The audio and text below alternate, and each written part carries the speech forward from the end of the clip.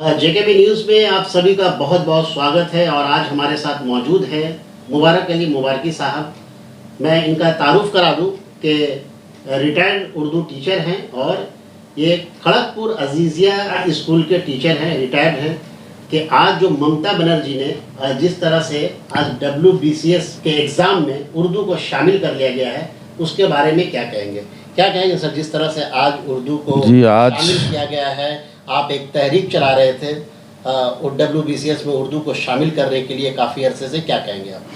सबसे पहले तो मैं कहूँगा कि आज का दिन मगरबी बंगाल में उर्दू, हिंदी और संथाली बोलने वाले, उर्दू, हिंदी और संथाली जितने भी बोलने वाले हैं, उन सबों के लिए आज का दिन अगर ये कहा जाए कि बेहद मुबारक साबित हुआ है तो ये गलत नहीं होगा। और आज जो नवन्नों से मोहतरमा ममता बनर्जी वज़ीर आला मगरबी बंगाल ने जो बयान दिया है WBCS के हवाले से उर्दू, हिंदी और ये संथाली को शामिल करने के बारे में, तो इसके लिए मैं शुक्रिया अदा करता हूं उनका और उन्हें बहुत बहुत मुबारकबाद देता हूं। जिस तरह से जब पता आपको चला कि WBCS से उर्दू को हटा दिया गया है, तो आपको क्या महसूस हुआ? कि क्या आपको लगा कि तहरीक हम चलाएं? क्या महसूस किया आपने?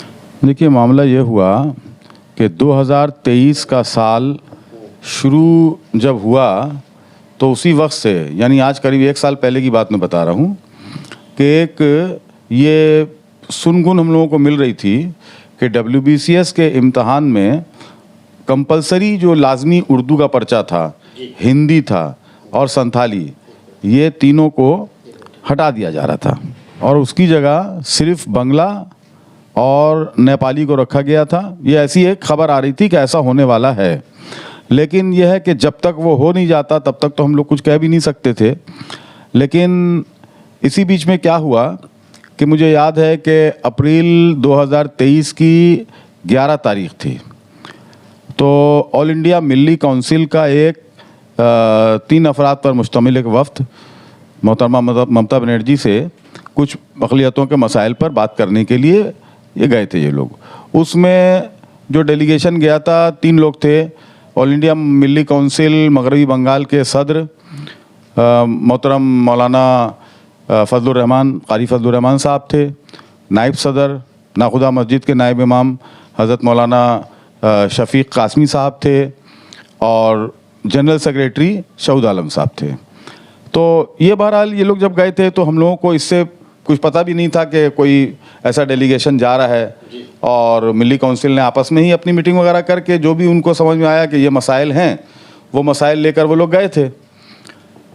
दूसरे दिन अखबार में एक ख़बर आई, बिल्कुल फ्रंट पेज पर हेडिंग थी कि WBCS में बंगला लाजमी मजमून नहीं होगा और उर्दू जिस तरह से थी उसी तरह से रहेगी। तो हम लोग बड़े खुश हुए और हम लोग बड़े इत्मीनान से बैठ गए। लेकिन ये 12 अप्रैल को ये ख़बर आई, क्योंकि 11 को इन लोगों ने शायद मुलाकात की थी, और उसके बाद अप्रैल का महीना ख़त्म हो गया। मई की 2 या 3 तारीख थी सन 2023 में अचानक अखबारों में, TV पर एक ख़बर आई कि WBCS इम्तहान में उर्दू, हिंदी और संथाली को जो लाजमी मजमून की हैसियत हासिल थी उसे हटा दिया गया है। वो मैंने गैज़ेट पढ़ा तो पता ये चला कि ये गैज़ेट 15 मार्च 2023 का था, लेकिन मार्च का 15 दिन और उसके बाद अप्रैल पूरा चला गया। मई की 2 या 3 तारीख को ये गैज़ेट आवाम की नज़र में आया। इसका मतलब ये हुआ कि जिस वक्त मिली काउंसिल के डेलीगेशन ने बात की ममता बनर्जी से, तो उस वक्त ऑलरेडी ये करीब ये समझिएगा 25 दिन पहले नोटिफिकेशन हो चुका था, गैज़ेट हो चुका था, कानून पास हो चुका था जी। लेकिन अब या तो मोहतरमा ममता बनर्जी को ये बात पता नहीं थी, लाइलमी में थी, तो बहरहाल तो हम लोगों ने फिर मिली काउंसिल वालों से बातचीत की पहले कि भाई आप लोगों ने तो ऐसा ऐसा कहा था, लेकिन यहाँ तो गैज़ेट कुछ और बता रहा है कि अब ये हो गया है कि सब्जेक्ट, ये लैंग्वेज के जो पेपर हैं 2 पेपर होंगे और दोनों लाजमी होंगे। पहले भी थे, पहले था इंग्लिश 200 नंबर का, और 200 नंबर में वर्नाकुलर या मादरी ज़ुबान थी। उसमें हम लोगों को 5 ऑप्शन दिए जाते थे बच्चों को, उर्दू, हिंदी, बांग्ला, संथाली, नेपाली। तो जाहिर बात है जो बांग्ला मीडियम के बच्चे हैं वो बांग्ला लेते थे, उर्दू मीडियम वाले उर्दू लेते थे, हिंदी मीडियम वाले हिंदी लेते थे, संथाली इसी तरह से, नेपाली। लेकिन जो 15 मार्च 2023 को जो अमेंडमेंट हुआ, उसमें तरमीम की गई रूल में, उसमें ये कहा गया कि अब सिर्फ इंग्लिश एक पेपर जो पहले था वो रहेगा, लेकिन वो 200 की जगह 300 नंबर का होगा। इसमें हम लोगों को एतराज़ नहीं था। लेकिन जो दूसरा पेपर था ज़ुबान का लाजमी पेपर, उसमें कहा गया कि बांग्ला रहेगी कंपलसरी बिल्कुल 300 नंबर की, और जो पहाड़ी इलाका दार्जिलिंग वगैरह का है वहाँ के लोगों के लिए अगर वो चाहें तो नेपाली दे सकते हैं जी। और इन दोनों पर्चों में, यानी इंग्लिश में और जो दूसरा पर्चा बांग्ला है या नेपाली है, इसमें आपको 30% नंबर लाना ही पड़ेगा, वरना आपके जो बाकी के पर्चे जो हैं कंपलसरी पेपर, ऑप्शनल पेपर, वो जांचे ही नहीं जाएंगे, उनका देखा ही नहीं जाएगा। तो ये जो है हम लोगों के लिए तो बेचैनी का बास हो गया, इसलिए कि हमारे उर्दू मीडियम स्कूलों में और हिंदी मीडियम स्कूलों में बांग्ला की पढ़ाई बिल्कुल होती नहीं है, क्योंकि हमारे यहाँ माध्यमिक तक 2 लैंग्वेज जो है कंपलसरी है। एक आपकी मदर टंग फर्स्ट लैंग्वेज, वो उर्दू हो सकती है, हिंदी हो सकती है, और दूसरी इंग्लिश सेकंड लैंग्वेज। तो बांग्ला पढ़ाई होती नहीं है। कुछ स्कूलों ने कोशिश भी की कि कम से कम क्लास 8 तक हम लोग बांग्ला पढ़ाएं, लेकिन उनको टीचर नहीं मिल रहे हैं। मैं जिस स्कूल में पढ़ाता था, मैं 15 साल से टीचर के लिए दरख्वास्त देकर बैठा हुआ था एसएससी में, लेकिन हम लोगों को बांग्ला का टीचर नहीं मिल रहा था। तो हम लोग फिर भी ऐसा था कि किसी को 1500 रुपये देकर एक टीचर रख के उससे जो है बांग्ला पढ़वा रहे थे, लेकिन वो बात तो आएगी नहीं। दूसरी बात ये कि चूँकि माध्यमिक तक बांग्ला नहीं थी, तो अचानक एक बच्चा जिसने क्लास 1 से लेकर 10 तक कभी बांग्ला नहीं पढ़ी हो, सिर्फ उर्दू और इंग्लिश पढ़ी हो, 11-12 में उसने बांग्ला नहीं पढ़ी हो, जाहिर बात है कि उसके बाद ग्रेजुएशन में वो बांग्ला लेने का सवाल ही नहीं पैदा होता है।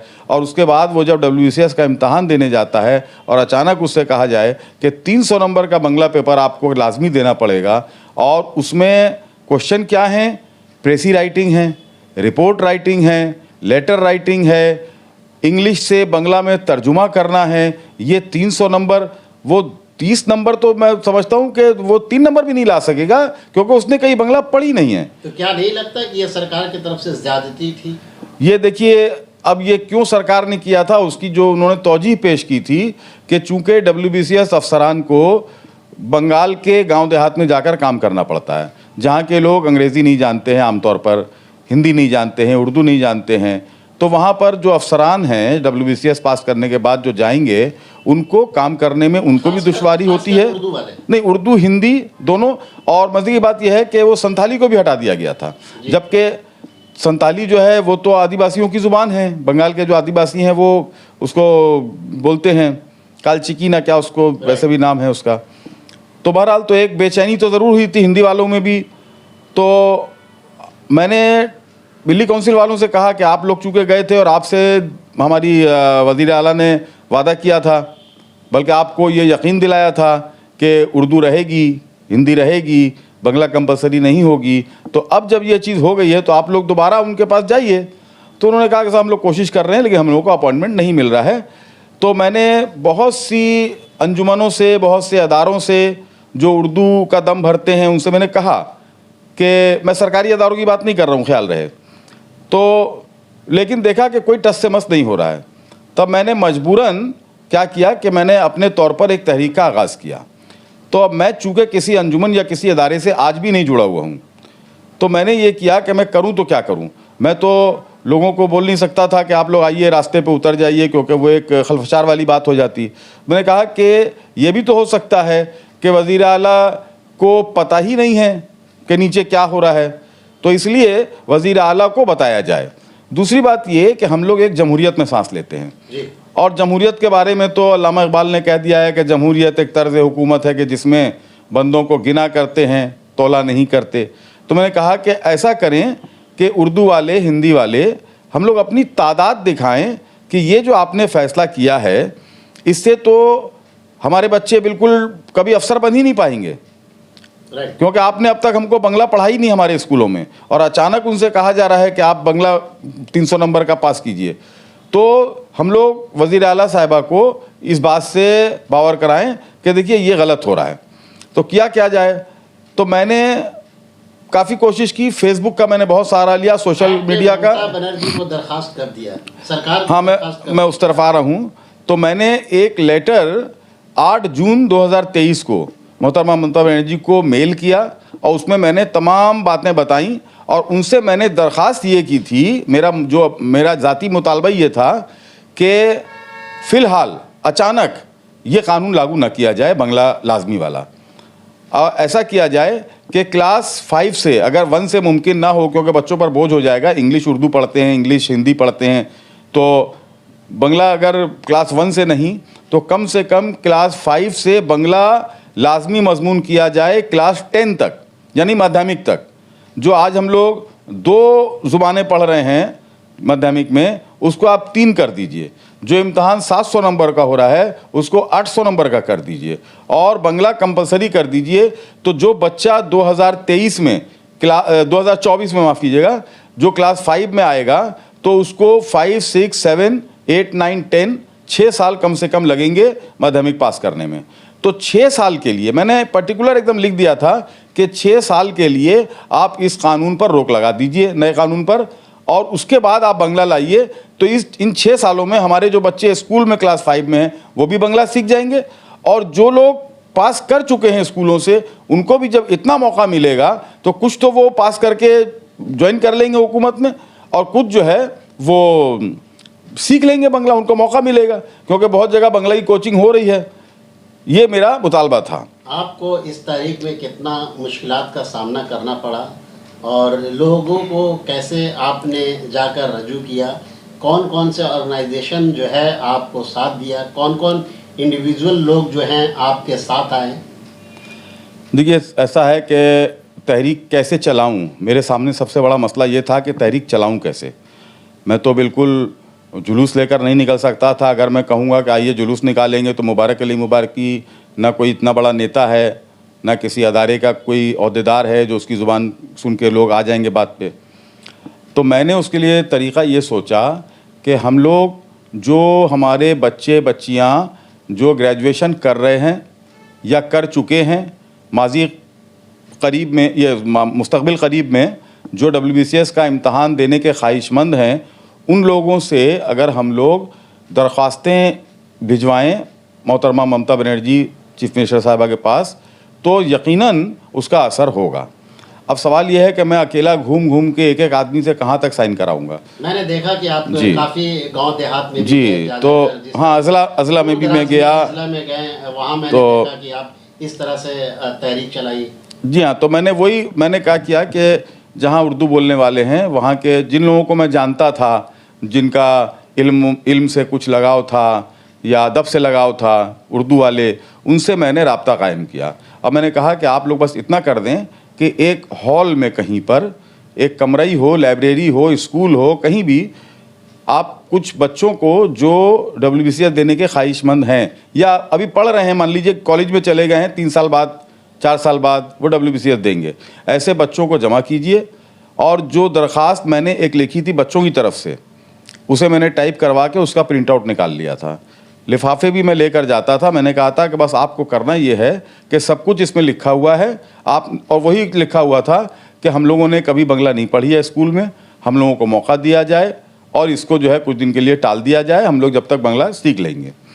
और इसमें सिर्फ उनको अपना नाम लिखना था, पता लिखना था, और लिफाफे पर नवन्नों का जो एड्रेस है वज़ीर आला का वो लिखना था, और फॉर्म में अपना एड्रेस लिखना था। मैंने कहा हाँ, दस्तखत तो करना ही है। उसके बाद मैंने कहा था कि आपको इस पर टिकट भी लगाने की ज़रूरत नहीं है, वो 5 रुपये, मैंने उर्दू की रोटी 40 साल खाई है, तो अगर 5 रुपये का टिकट भी लगा दूंगा अपनी तरफ से तो इसे उर्दू की खिदमत समझ के मैं कर लूँगा। तो देखिए, ऐसी बात है कि सबसे पहले मुझे किसी फ़र्द का नाम लेने में तो सही नहीं लग रहा है, लेकिन फिर भी मुझे कहे बगैर रहा नहीं जाता, क्योंकि फिर ये एहसान फरामोशी वाली बात हो जाएगी।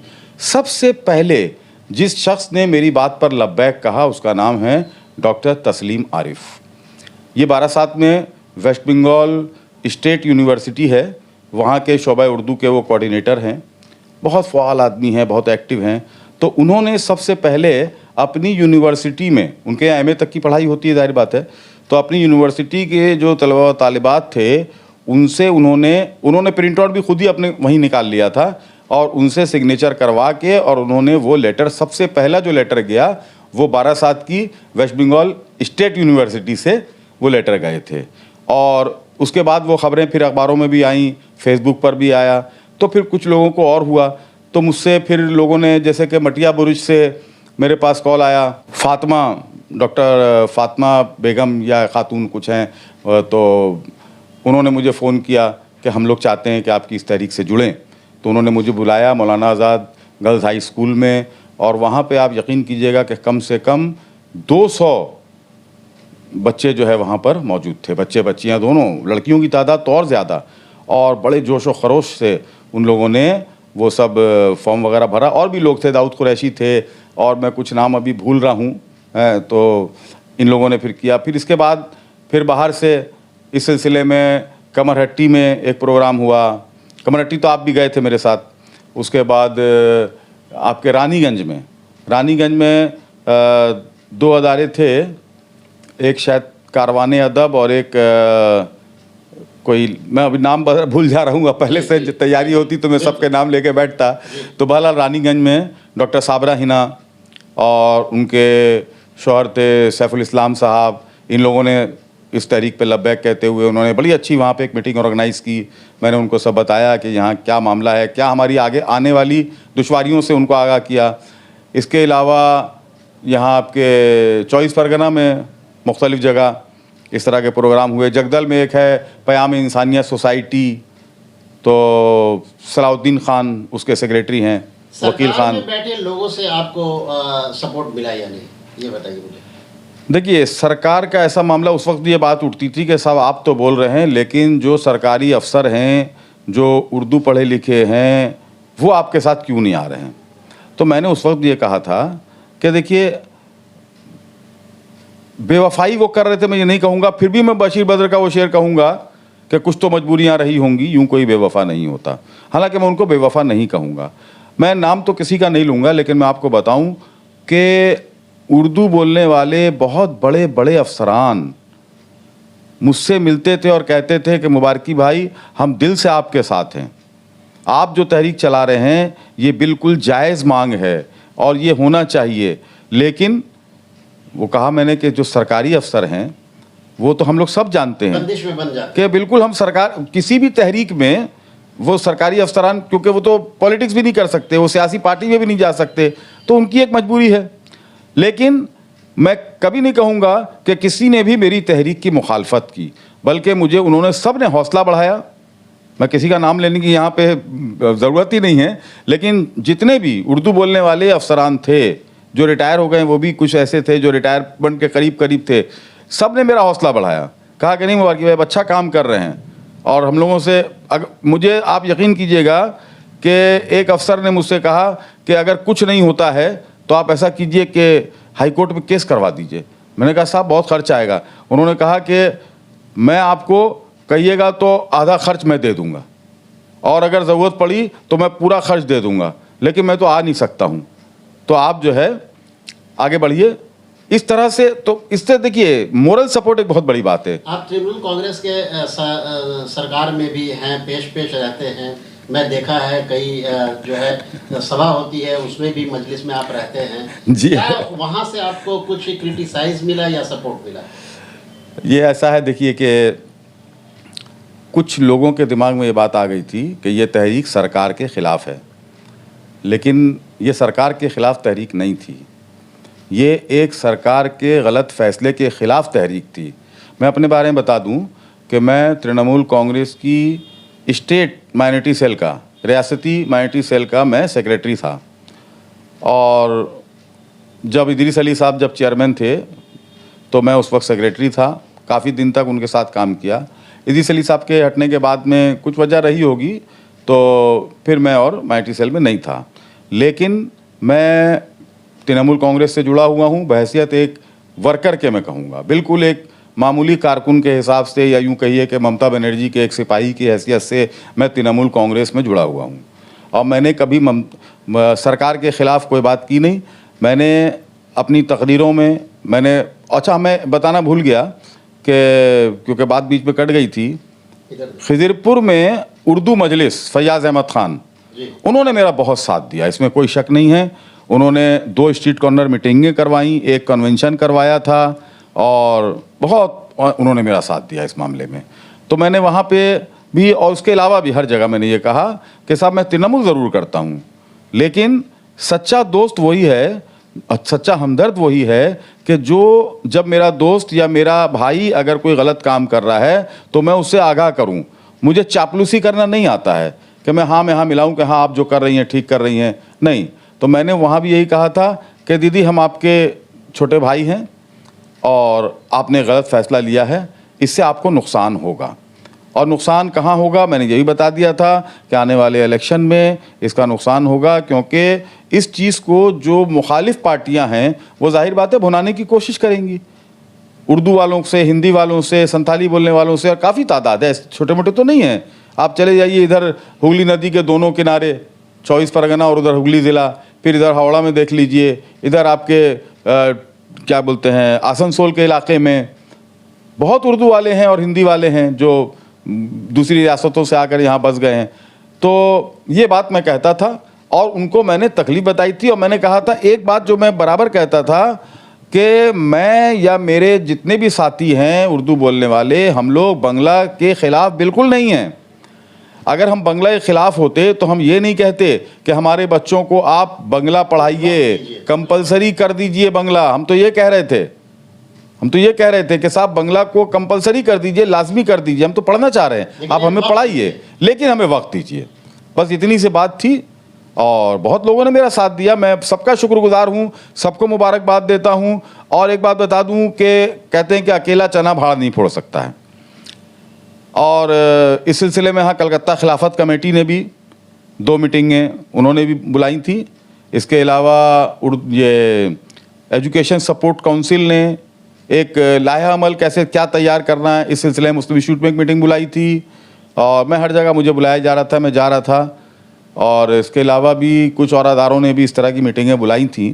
तो बहरहाल और अपनी अपनी तरह मजलिस मुशावरत, मगरबी बंगाल मजलिस मुशावरत, उन्होंने भी इस सिलसिले में मीटिंग तो नहीं बुलाई, लेकिन उन्होंने भी एक लेटर अक़लियती कमीशन के चेयरमैन को दिया था। उससे पहले मैं और एक बड़े मशहूर समाजी कारकुन हैं, आप लोग सब जानते हैं, सोशल एक्टिविस्ट मंजर जमील साहब, वो और तस्लीम आरिफ, हम लोगों ने 3 लोगों ने जाकर माइटी कमीशन के चेयरमैन हज़रत अहमद इमरान साहब को जो है एक चिट्ठी दी थी। उन्होंने हमारी बात से इत्तफाक किया कि हाँ वाकई गलत हुआ है। आप जद्दोजहद कर रहे थे और जिस तरह से आज एक नतीजा निकल कर आया कि ममता बनर्जी ने ऐलान किया प्रेस कॉन्फ्रेंस कर कि उर्दू को और हिंदी को, संताली ज़बान को शामिल कर लिया जाएगा WBCS के एग्जाम में, तो क्या ऐसा नहीं लगता कि कुछ पॉलिटिकल दबाव के वजह से, या उनको ये लगता होगा कि आने वाला जो चुनाव है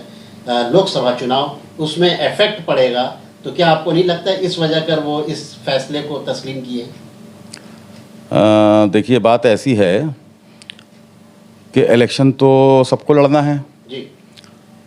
एक होता है कि इलेक्शन जीतने के लिए कोई पुलवामा करवा दे, एक होता है कि इलेक्शन जीतने के लिए कोई हिंदुओं के बड़े बड़े धर्म गुरुओं को हटाकर और नामुकम्मल राम मंदिर पे वो जाके वहाँ पे उसका उद्घाटन करने लगे। एक इलेक्शन का इशू वो होता है जिसकी पूरा हिंदुस्तान निंदा कर रहा है, मजम्मत कर रहा है। लेकिन इलेक्शन में वोट लेने के लिए अगर कोई अच्छा काम करता है तो मैं कहता हूँ तो ये अच्छी सियासत है।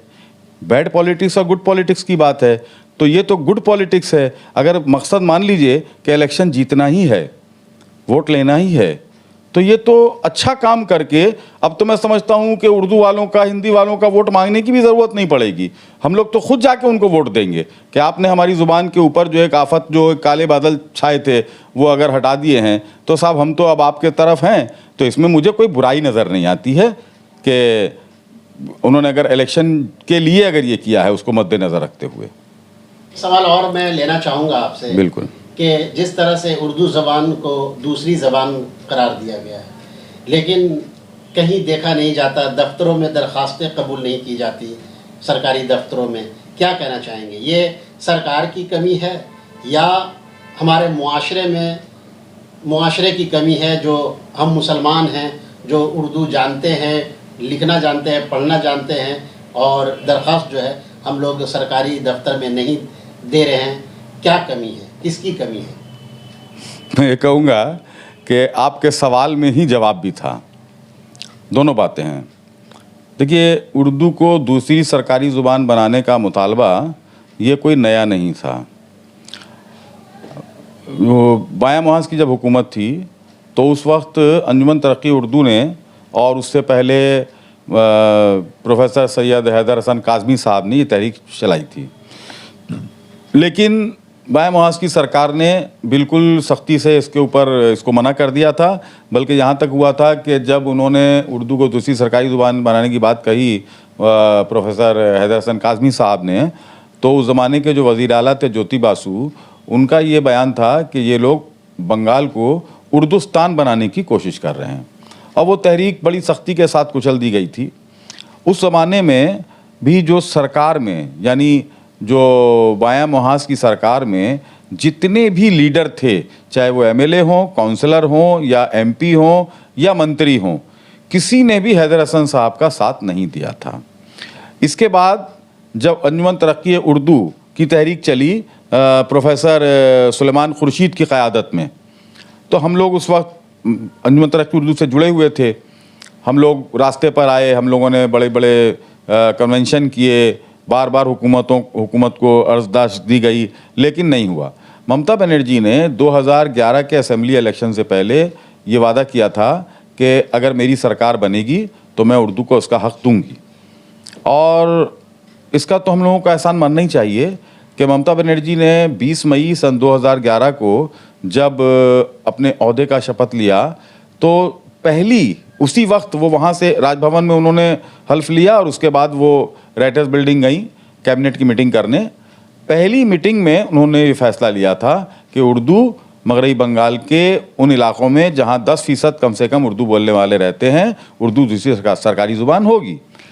और ये कोई एग्जीक्यूटिव ऑर्डर नहीं हुआ था, बल्कि बाकायदा असेंबली में बिल पास करके और 1 साल के अंदर तमाम जो फॉर्मेलिटीज़ होती हैं उनको पूरा करके, और ये हो गया कि हाँ, अब उर्दू जो है सरकारी ज़ुबान हो गई। पूरे बंगाल में नहीं, जहाँ 10% कम से कम उर्दू बोलने वाले रहते हैं। ये जो आपने बात कही कि साहब कमी तो दोनों तरफ से है। अभी चक्कर ये है कि हम अगर कोई दरख्वास्त किसी भी सरकारी ऑफिस में देते हैं उर्दू में लिखकर, चलिए मान लीजिए कि वो ले भी लेता है, हम उसको कानून बताएंगे कि साहब ये दूसरी सरकारी ज़ुबान है, आपको लेना ही पड़ेगा, ले लेगा, लेकिन वहाँ पे पढ़ने वाला उसको कोई नहीं है। क्योंकि जब तक उसको पढ़ के उसका तर्जुमा नहीं किया जाएगा, ट्रांसलेट नहीं किया जाएगा, तब तक आपकी दरख्वास्त पे कोई काम नहीं होगा। तो जाहिर बात है कि हम जानते हैं कि जब काम ही नहीं होगा तो साहब ऐसी दरख्वास्त लिख के फ़ायदा क्या है। तो मैं दरख्वास्त करूँगा हुकूमत से कि हर महकमे में, हर ऑफिस में कम से कम एक उर्दू टू इंग्लिश या उर्दू टू बंगला ट्रांसलेटर ज़रूर दिया जाए। बहुत जगह है, मैं जानता हूँ कलकत्ता कारपोरेशन में भी एक ट्रांसलेटर का पोस्ट है, वहाँ पे एक आदमी काम करता है इस तरह से। तो लेकिन एक उस तरह से इतनी बड़ी कारपोरेशन में अगर 144-45 कितने वार्ड हैं और उसमें इतनी बड़े ऑफिस में एक उर्दू वाला ट्रांसलेटर कितना बेचारा करेगा। तो ये कम से कम हर बॉरो में होना चाहिए ताकि वो हो। इस तरह हर थाने में एक आदमी होना चाहिए। उसके अलावा जितने भी सरकारी महकमे हैं जो जहाँ 10% का जहाँ पे पास हुआ है कि यहाँ उर्दू सरकारी ज़ुबान है, तो वहाँ होना चाहिए। तो सरकार को भी थोड़ा 2 कदम आगे बढ़ना होगा, और उसके बाद हम उर्दू वालों को भी आगे बढ़ना होगा कि चलो ठीक है, हमारा काम अगर 2 दिन की जगह 4 दिन में होगा, 5 दिन में होगा, लेकिन कम से कम ज़ुबान की बका के लिए, ज़ुबान की तरक्की के लिए हम इतनी कुर्बानी दें। ये हम लोगों को भी करना चाहिए। बहुत बहुत शुक्रिया JK न्यूज़ से बात करने के लिए। मैं यही कहूँगा कि मुबारक अली मुबारकी जो हैं, आज जिस तरह से उर्दू की जो तहरीक WBCS में एग्ज़ाम में उर्दू हटाया गया, हिंदी हटाई गई, तो इस वजह कर आज मुबारक अली मुबारकी जो है जहाँ जहाँ वो गए तहरीक चलाया, उन्होंने बहुत कठिनाई पेश आई और आखिरकार आज जो है उनकी मेहनत रंग लाई। मैं और भी कहना चाहूँगा, हमारे मुआशरे में जो मुस्लिम हैं, समाज के लोग हैं, हमारे मुस्लिम मुआशरे में जो हमारे जो मुआशरे में लोग हैं जो उर्दू पढ़ना जानते हैं, लिखना जानते हैं, जो सरकार की तरफ से दूसरी ज़बान जो उर्दू को करार दिया गया है, मैं यही कहूँगा कि कम से कम आपको कदम जिस तरह इन्होंने कहा कि कदम आगे बढ़ाने की ज़रूरत है। आप ज़रूर दरख्वास्त करें ऐसी जगह में जहाँ 10% जो है मुस्लिम जो है इलाका है, जैसे कि राजा बाज़ार है, तौबसिया है, मटिया बुरुज है और कई इलाके हैं, कमरहट्टी है। तो इन इलाकों में जो है आप उर्दू में दरख्वास्त दें। मजबूरन जो है गवर्नमेंट को ये मानना पड़ेगा और वहाँ पे एम्प्लॉयमेंट बढ़ेगा और एक मुस्लिम जो है मुस्लिम लोगों की जो है एम्प्लॉयमेंट वहाँ होगी। वहाँ पे लोगों को भर्ती लोग करेंगे, सरकार में जाएंगे, तो ये काबिल तारीफ होगी। आप लोगों को चाहिए कि कम से कम उर्दू में दरख्वास्त दें। आप देते रहें, फिर उसके बाद आप इसका रिजल्ट देखें। बहुत बहुत शुक्रिया JK विनीश को देखने के लिए। ज़रा सा बोलेंगे जी देखिए, बात ख़त्म करने से पहले मैं आपका तो बहरहाल शुक्रिया, JKB न्यूज़ का शुक्रिया कि आपने मुझे इस काबिल समझा कि यहाँ अपने स्टूडियो में आपने मुझे दावत दी और आज जो आपने मुझसे बातचीत की। लेकिन साथ साथ मैं उन तमाम लोगों का शुक्रिया अदा करना चाहता हूँ जिन्होंने इस उर्दू तहरीक में, मैं ये नहीं कहूँगा कि मेरा साथ दिया, बल्कि मैं कहूँगा कि उर्दू का साथ दिया। उसमें बहुत से अफराद हैं, इंडिविजुअल जिसको कहते हैं, मैंने कुछ नाम लिए भी हैं, सब बहुत सारे नाम तो मैं याद भी नहीं हैं, वो अदारे हैं। उसके अलावा मैं उन लोगों का भी शुक्रिया अदा करना चाहता हूं कि जिन्होंने ये कहा था कि मुबारकी भाई हम आपके साथ खुल के नहीं आ सकते, लेकिन हम लोग अल्लाह से आपके लिए दुआ करेंगे कि आपको अल्लाह कामयाबी अता फरमाए इस मकसद में। मैं उन तमाम लोगों का बहुत बहुत बहुत शुक्रगुजार हूँ और इसी के साथ उनके पास कहता हूँ शुक्रिया। बहुत बहुत शुक्रिया।